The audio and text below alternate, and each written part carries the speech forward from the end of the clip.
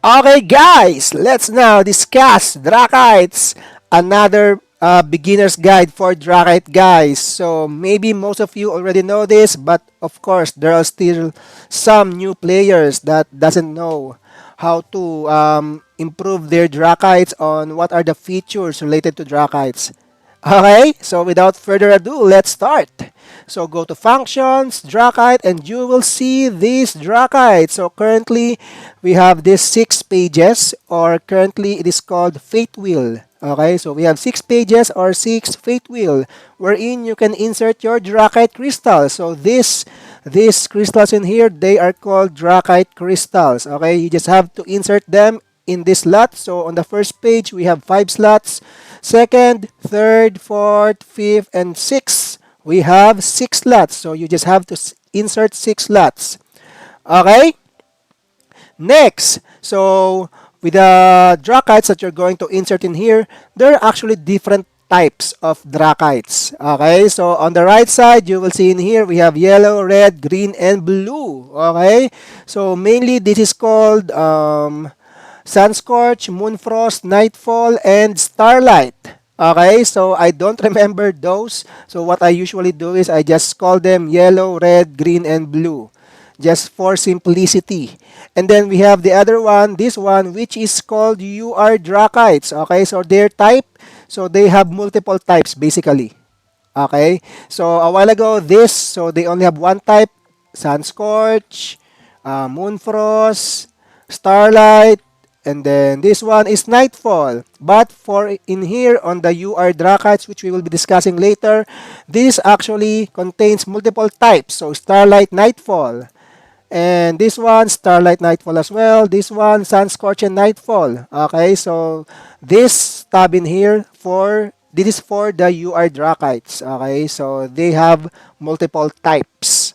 Okay, so basically, what's the use of types? Right? Maybe you're wondering why there's different types of Drakites. What's the purpose of it? Mainly, it is for resonance. So in here at the middle, guys, you will see so 2 blue and 3 red. Okay, if I go to my plan, so on the upper right, so we have plan 2, plan 1. So if I go to plan 1, this is how it looks like when there's no Drakite crystal on it. Okay, and now you will see on the middle, 2 blue and 3 red, meaning you just have to add 2 blue Drakite crystal and 3 red Drakite crystal. Okay, and this in the middle will be activated. Okay, if I go back to my plan 2, so this is activated. The benefit of this is current resonance, so P attack plus 170 and def plus 73. So basically there's a bonus stats when you activate this fate wheel, okay, or this resonance. So you just have to make sure that you add 3 red and 2 blue. Okay, so I have 3 red. So this, and this. And I have 2 blue. So I have 2 blue using these Drakites with multiple types. So this one, this has a blue. So in here, as you can see the color, so green, yellow, and blue. So it has a blue, so that's why the blue slot has been activated. If I remove this, you will see the blue slot will be turned off. So I socket it and it will be activated again. Alright?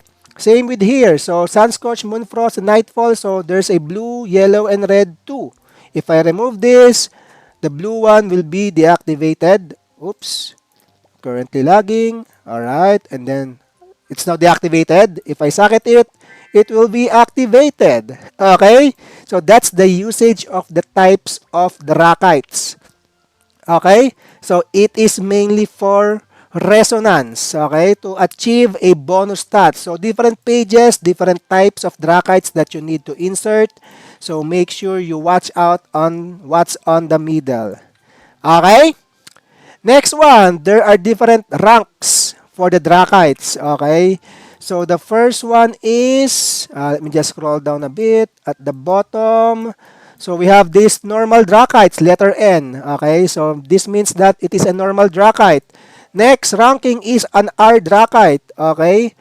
And next is a SR Drakite. Okay? Next is SSR Drakite. And the next one is So after SSR Drakite, there's actually a like an advanced SSR Drakite, which is called EX SSR Drakite. Okay, it is still SSR Drakite, but it's just much stronger than the normal SSR Drakite. Okay, so still they are both SSR Drakite.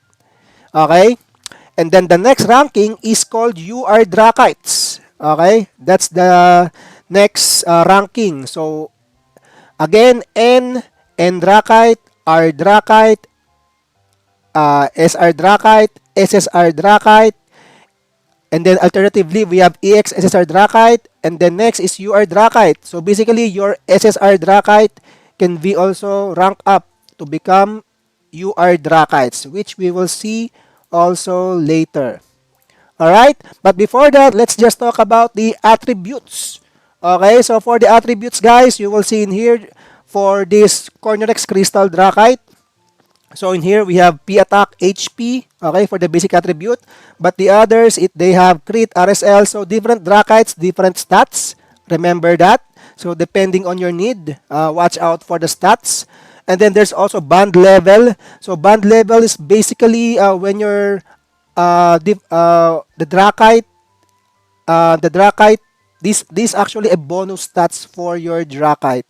Okay, so when you achieve something on the game, different Drakites, different needs or different missions, and it will give you some bonus stats. Like for example, this one, refine your weapon to 50%, and it will give you P attack plus 198. Okay, so make sure you refine your weapon to 50% to get these bonus stats. Okay, so like this one, Lava Pard, so upgrade 5 pieces of character gear to SSR plus 6. So, as I have mentioned, different Drakites, different missions. Okay? And it will give you bonus stats. This is called bond level. Okay? Next is we also have extra attribute, guys. Extra attribute. So, in here, so different Drakites, they also have different extra attributes. Again, depending on your needs. Alright? So, this one, it gives you critical rate bonus. So this one, this give you critical rate bonus as well. And this one, this give you Lava Part Crystal critical multiplier bonus plus 15%. So different Drakites will give you different stats. Okay? And next one, so as I have told you, the next upgrade of SSR Drakite is UR Drakites. Okay? So how to do that? Basically, we just have to Metamorph. Use the Metamorph feature. Okay?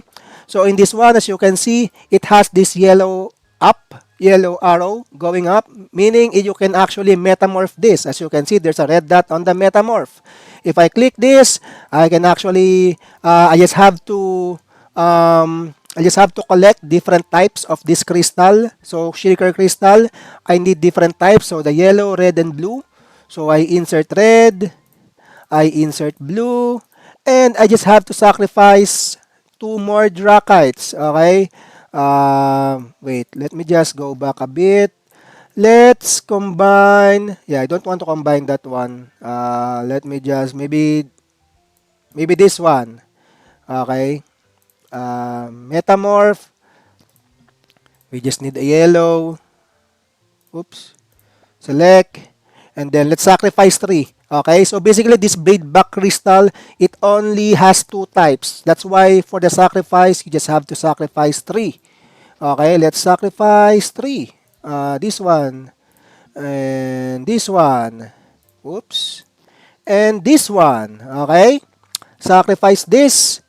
Blue. And click Metamorph. And we will now have a UR Drakite.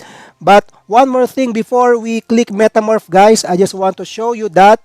So this, the output of this will be Jaeger Blade Back. Okay, it is called Jaeger Blade Back. And the type will be Sunscorch and Moonfrost. Why? Because it is the type of the Blade Back crystal that we will be combining. So for example, we will be combining Blade Back yellow and Blade Back red. The output will be Blade Back Jaeger with yellow and red type. Okay, so basically that's the type of the UR Drakite that you will be having after you click Metamorph. Okay? And then, you will see in here that Supreme Drakite Socketing mainly increases P attack. So basically, the focus of this UR Drakite is P attack. Okay? Watch out for this. Make sure you watch out for this. It depends on your need. Alright? And then, there will be a basic attribute, Defense and STR. And the bond level, when you increase your bond level, you will have crit plus 235. Okay? So basically, you need to watch out for this basic attribute and then this bond level. So you know if this is something you want to equip or not, especially if you're a P attack or if you're choosing between P attack and magic attack and you're a lancer or archer. Basically, you just have to normally you will pick P attack, right? So make sure you watch out for these attributes. Okay. And then there's also Dragon Ionus Physical. So basically, when this UR Drakite reaches level 18, so it will give you additional damage to physical classes plus 3%. Okay? So that's the benefit of it. When it reaches level 18, so there's another bonus, which is called Dragon Ionus. Okay? So those are the things that you need to check. Extra attribute, it will be given randomly. Okay? So in your blade back crystal, you can see that these are the extra attribute. Okay? But for the UR that will be generated, this will be generated in random. So you don't know what will be the output of this. So click Metamorph so we can see the output. Alright? And there you go. We now have the Jaeger blade back. As you can see the type. So we have yellow and red. Okay, for the type. So here it is. Okay, this one, Jaeger blade back. Okay. So next one, as I have told you, there is something called Ionus, Dragon Ionus. So it gives physical damage dealt to all physical classes plus 3%. Okay. So I have some Drakites in here. So the output of this is UR Drakite. Okay, as you can see, UR Drakite.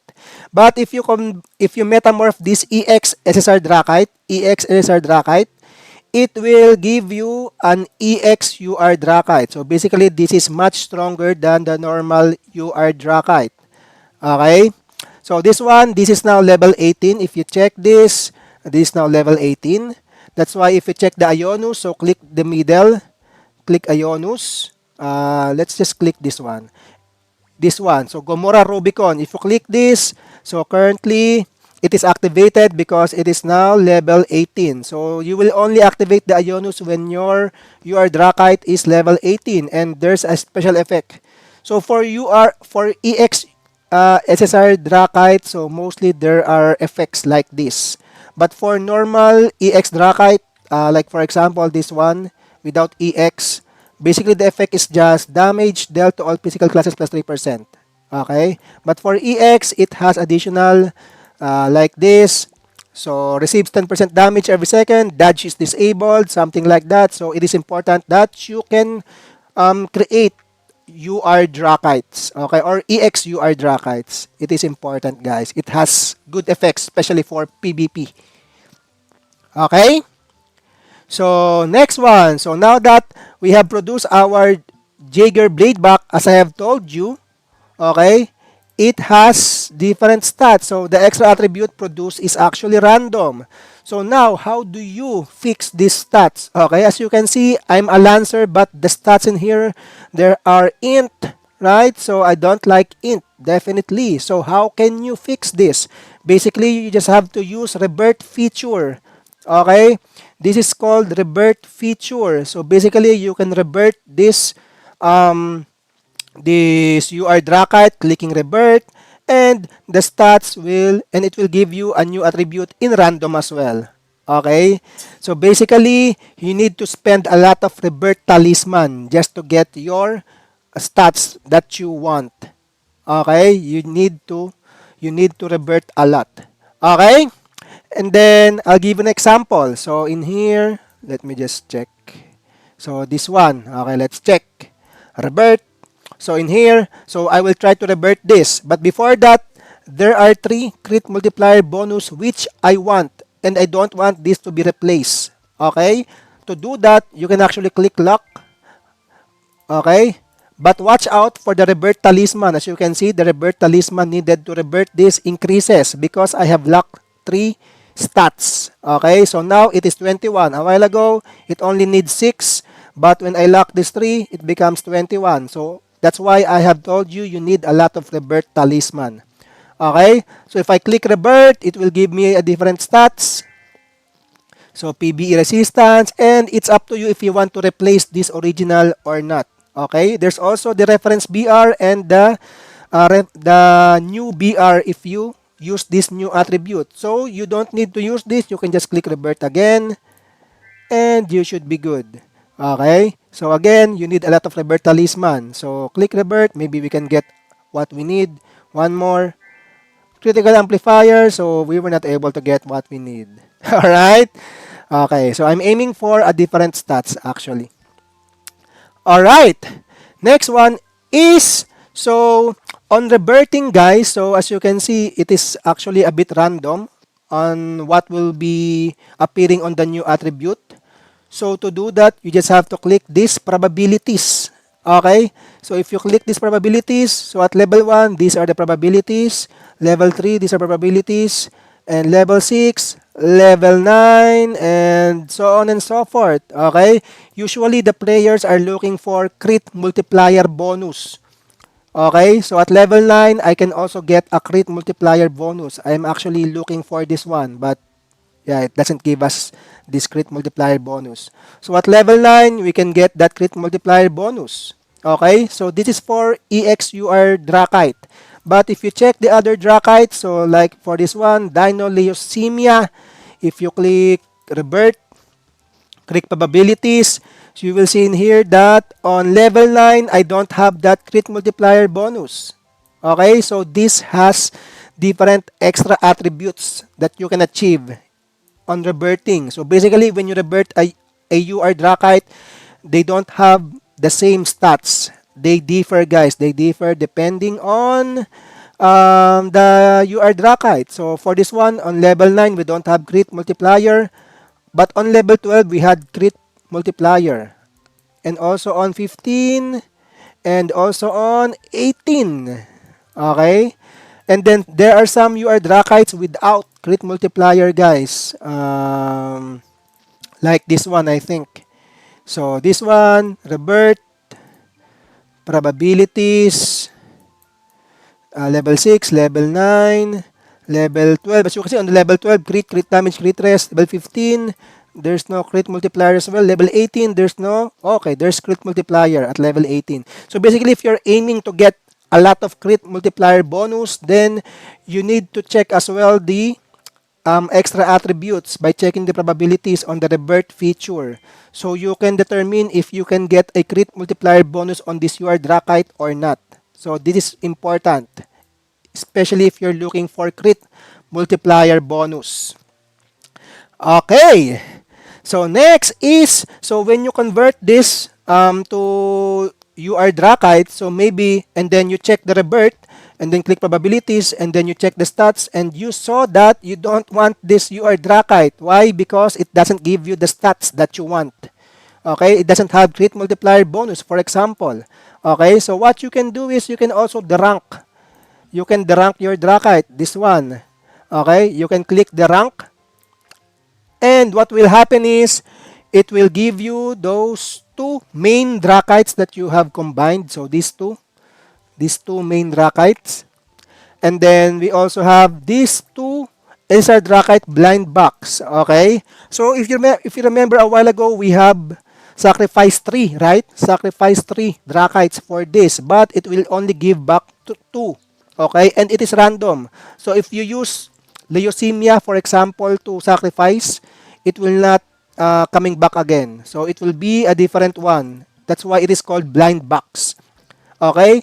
So only 2 will be returned. The other one will be gone forever. So just want to highlight that on the rank feature. Okay? You will lose 1 SSR Drakite. Okay? But it will give back 2. Okay? So if we click the rank, so we should be able to get back our blade back red and blade back yellow with 2 blind box. Okay? If I use that blind box in here, where is it? This one, it will give me a random. Okay? Garuda Mudron. That's what I was able to get. Okay, so that's for the rank. So again, if you don't want that you are Drakite, it doesn't give you the stats that you want. When you check the Rebirth feature on level 9, 10, 12, or 9, 12, 15, 18, it doesn't give you the stats that you want, then you can actually derank it. So you can use those SSR Drakites on other purpose. Okay? Next one. So we now have the star trail. Okay, as you can see in here, there are stars in here. So this one, it has 12 stars. This one, it has 13 stars. All right, it is called star trail, guys. So if you click this, click star trail, and you will see this. Let me just go with a fresh one. Okay, so this one. So this doesn't have a star trail yet. If you click star trail, and then to activate it, you need to sacrifice 2 SSR Drakites. Okay? You will sacrifice 2 SSR Drakites. Like, for example, this one. And when you click Breakthrough, what will happen is you can now fill in these slots, these 10 slots in here. Okay? So if you click Breakthrough, what will happen? The start will be activated. And these Drakites, let me just find one. This one. So this one, you will have this star trail attribute. So once you activate the star trail, it will give a random star trail attribute. Okay, so for me, crash reduction plus 99. Okay, you can actually revert that in here, star trail attribute. You can revert this crash reduction. So if you don't want crash reduction, you can click revert in here. And it will give you all aptitudes plus 19. And you will have the reference BR as well. Okay, so it depends on you guys on what you want to wear or what stats you need. Okay, so you can also revert star trail. Alright, so next one. So once you have activated star trail, you can now fill in these slots. Okay, so these stars. And it is by chance. Okay, it is by chance, guys. Let me just find a... Okay, this one. Alright, so... Okay, so in here, it only contains one, right? So this first slot, as you can see in here, there's energized 80%. Okay, the first slot, it is sure 100%. But the second slot, third slot, fourth slot, fifth slot, up to the end, it actually has a chance to fail. Okay, so if I click energize, hopefully, okay, it works. It fills in, and then click energize. Oh, successful. We're very lucky. Another one. Let's see if this will fail or not. Let's just wait a bit. Oh, it fails. So when it fails, guys, you need to re-energize it. Or you can either re-energize or just skip that slot. Okay, so if you click energize again, it will ask you, there's a broken star. Do you want to re-energize or do you want to continue? So basically, what's the benefit of continuing versus re-energize? Okay, when you re-energize, you will be needing 5 Confluence Stone and 1 SSR Drakite as a sacrifice. And the broken slots will be removed. Okay? So that's how you re-energize. But if you continue, this will be skipped. Okay? Let me show you. Let's try to skip this. Okay? Continue. It's broken again. Continue. Let's just wait a bit. It's a bit delayed. It's broken again. Continue. It's successful. If you click continue again, oops, I don't have silvers now. So now, if I re-energize, for example, so because I want perfect 10, for example, right? So I want perfect 10. So if I click re-energize, I need silver. Okay, let me just quickly, okay, this one, 250k silver. Alright, let's go back to it. Short of silvers. So it is important to get some silvers. So energize, re-energize. So what will happen in here? All the stars up to the first broken slot, up to here on the first broken slot will be removed. So that's how re-energize works. So if we click this, it will be even this successful star will be removed. Okay, so everything up to the first broken star. So this is the first broken star, it will be removed. Even this. Okay, so if we click this, re-energize, confirm, everything has been removed. So you will again start in here. Okay? So it's up to you really if you want to continue or re-energize right away. Because if you continue a while ago, even if it's successful, it will be removed once you re-energize. And some of the Drakite chunk and silvers will be wasted. Okay? But of course, why do some people still continue even though there's broken stars? Even though there's some broken stars already. Well, because you only actually need to um, activate 6 stars. Okay? So why? Why only 6 stars? Well, aside from this extra attributes and also this random star trail attribute, you can also unlock Drakite aid. Okay? So if you go in here, aid, you will see this Drakite aid. So this primal mirage wing, how to unlock this? You need 12 stars. Okay? You need 12 stars. Alright? So if you have 12 stars in this page, like for example, I have 25 in here. Let's just find a 12 stars. Do I have that 12 stars? Okay, this one. So I have 12 stars. So 6 and 6 in here. If you click Star Trail, not that one. Click the middle, click aid, and I have opened this Primal Mirage Wing.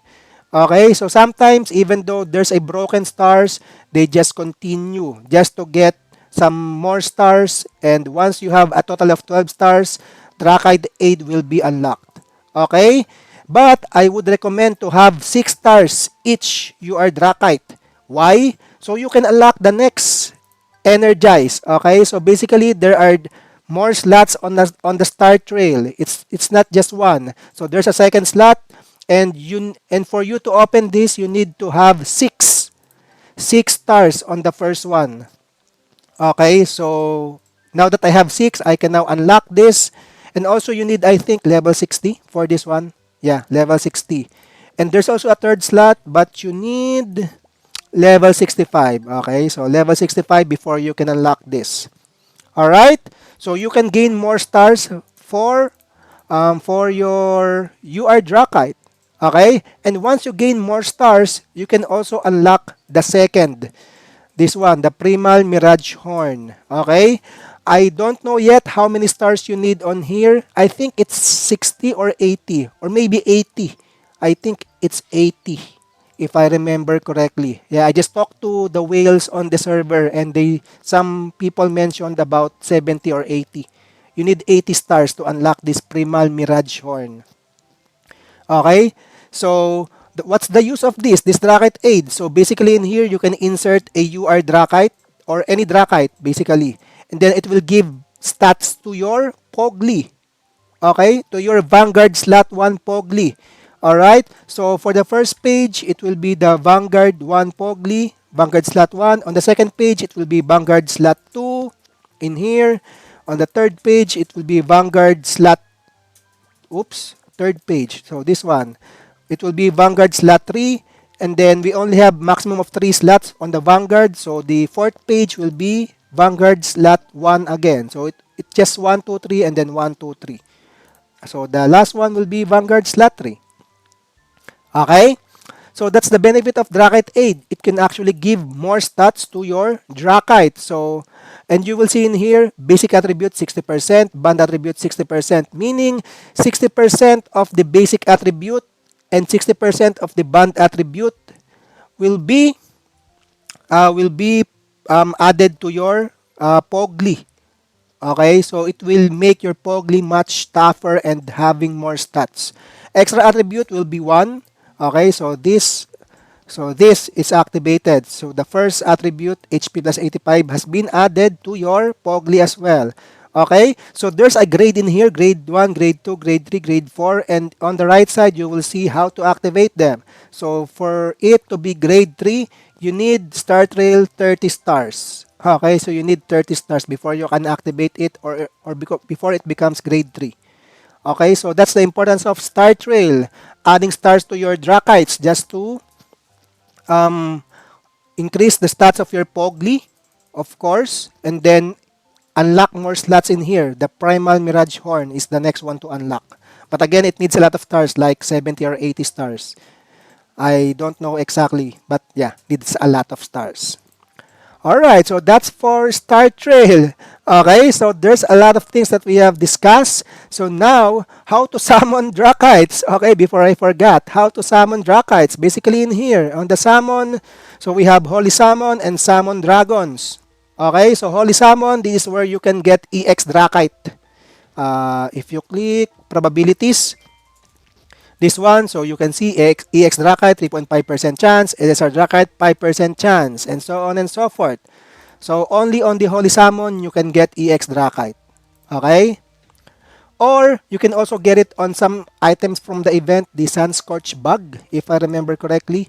So that one gives a random SSR and you can get an EX SSR Drakite on that bug. So make sure you join all the events. Then we also have the Summon Dragons. Okay? Summon Dragons, you can't get a EX Drakite in here, but you can only get up to SSR Drakite. Okay, and the chance of SSR Drakite is 3%. So basically, this is much, this has more chance, but it costs a lot. So this one, for you to summon this, you need DS Knockbug, which is cost 150 praise mites each. Okay, so this one, it only costs 80 Lasolites each. So it's mostly around double for the price. But of course, EX Drakite, it's much more tougher. And you can Metamorph it and you can get an EX UR Drakite, which is much stronger than the UR Drakite because of the effects as well on the Ionus, as we have discussed a while ago. Alright, and then the technique, if you're conserving your resources, make sure you abuse the wish list. Okay, make use of this. Put in here what Drakites you need, especially on EX SSR Drakite. So in here, make use of this, and then to make sure that you can get the Drakites that you want. This is not 100% chance, but it will increase the chance like 99%. Okay, so you can get what Drakite you need. So make sure you abuse the wish list, especially if you have few tickets for F2P or average spenders. Okay, so next. So some suggestions actually for the Star Trail. So a while ago we have discussed Star Trail. I don't really recommend you to make or unlock Star Trails to all of your pages unless you have the resources, of course. But if you're trying to conserve your resources, just focus on making a page to have 12 stars. Okay, little by little, just unlock the 12 stars for each page. So currently I only have 1, 2, 3, and 4. So I only have 4 with 12 stars on it. So just do it little by little because it costs a lot. SSRs, Drakite Chunk, and then Confluence Stone. Okay, so just unlock it up to 12 stars each. So depending on you, just so you can add more stats to your Pogli. So it will be more tougher. Okay, so don't rush it. Just take your time and then just unlock it one by one. Alright? Next is, should you upgrade all your SSR Drakite or EX SSR Drakite to UR Drakite? It doesn't need. So especially if you're conserving your resources. Again, if you're a whale, you can get a lot of resources. Definitely upgrade them all to UR Drakites. But if you're just conserving resources, I would suggest just upgrade one by one and then use Rebirth Talisman until you can get the stats that you want. So for me, I want critical multiplier bonus. So that's why I focus mostly my Rebirth Talismans in here. Alright, so I have used a lot. I think more than 500 talismans just to get this. Because it is random, guys. So it's a chance. Okay? And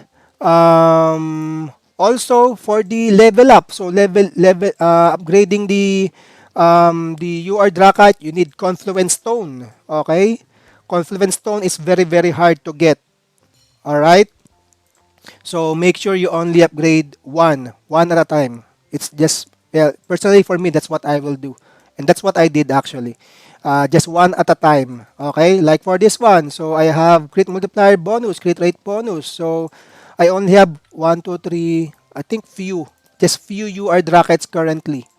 Okay, because it is a random stats, so I need to make sure that when I metamorph, I can get the good stats that I want and then wear it. Because if this contains a bad stats, then it's just for nothing. Maybe it increases your BR, but your damage is still low. Okay, so that's a downside if you upgrade everything to UR. So these SSR brackets that I have, this contains the stats that I need. So critical rate bonus on level 12, crit rate bonus, and also some of them have critical multiplier bonus. So basically, I just upgraded all my SSR Drakites to level 12 and then start upgrading them to EXUR Drakites one by one up to level 18. So I can get the bonus of Ionus. Okay? So for me, personally, that's what I'm doing, and it's up to you if you want to do the same. But currently, I have a good DPS. Not the best, but good DPS. As some other um, class with higher BRs than me, some same Lancer with higher BR than me, I have more DPS. Okay? So, yeah, it's up to you if you want to follow it or not. Okay? And one last thing is the Drakite trophy, guys. So, if you go to Dragon Hunter trophy, there's a Drakite trophy in here. So, if you need some STR percentage, you can also unlock this. Okay? So, this has some UR Drakites that you need to collect. Okay?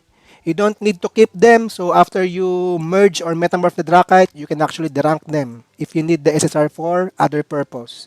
So, just an additional stats as well if you want to or if you need STR. Okay, so there's the Drakite trophy. Alright, I think that's mostly it for Drakite, guys.